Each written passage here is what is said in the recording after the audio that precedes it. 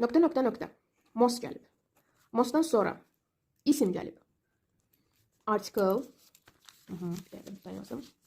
Article X. Yəni olmaz. Most gəlib. Mostdan sonra sifət gəlib. Article. Olar. Hansı article olar? Təbii ki, Z article olar. Baxın bu. Yəni qısacası Z üstəgəl most, üstəgəl sifət düzgündür. Bu qədər. İndi baxırsınız. Mostdan sonra birincidə people gəlir. People nədir? İnsanlar deməkdir. Hansı nitq hissəsidir? İsimdir. Biz dedik ki, isimdən Z işləmir. Yəni boşluq olmalıdır. İkinciyə baxırsınız. Most favorite. Favorite nədir? Sifətdir. Sevimli. Necə? Sevimli. Ona görə siz bura Z yazırsınız. Yəni boşluq və Z. D variantı. 19. Tea is favorite drink of British people. Baxırsınız. Tea boşluqdan sonra tea var. Tea sayılır mı? Yox. Siz onu necə sayarsınız? Saya bilməzsiniz. Ona görə bura boşluq qoyursunuz. Düzdür, təkdə ola bilər. Çünki sayılmır axı bu. İçkidir. Tea, water, juice bunlar heç biri sayılmır. Mayedir. Mayələrin heç biri sayılmır. Ona görə boşluq. İndi baxırsınız drink. Drink nədir? Ümumiyyətlə içkidir. İçkinin adıdır.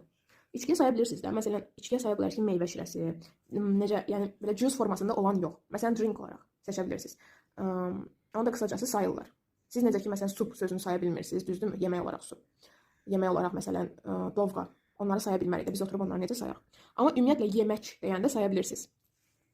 Bu da onun bir hissəsidir. Məsələn, çay deyəndə saya bilmirsiniz. Juice, meyvə şirəsi, portağal şirəsi deyəndə saya bilmirsiniz. Amma ümumiyyətlə, mənim sevimli içkim, mənim sevimli yeməyim mənasında deyirsinizsə, saya bilirsiniz. Çünki tutaq ki, sizə sual versələr ki, sənin neçə dənə sevimli yeməyin var? Siz onda sayırsınız ki, mənim 3 dənə sevimli yeməyim var, filan, filan, filan. Saya bildiniz axı. Ona görə E artiklı yazmalısınız bura. Yəni, boşluq və E.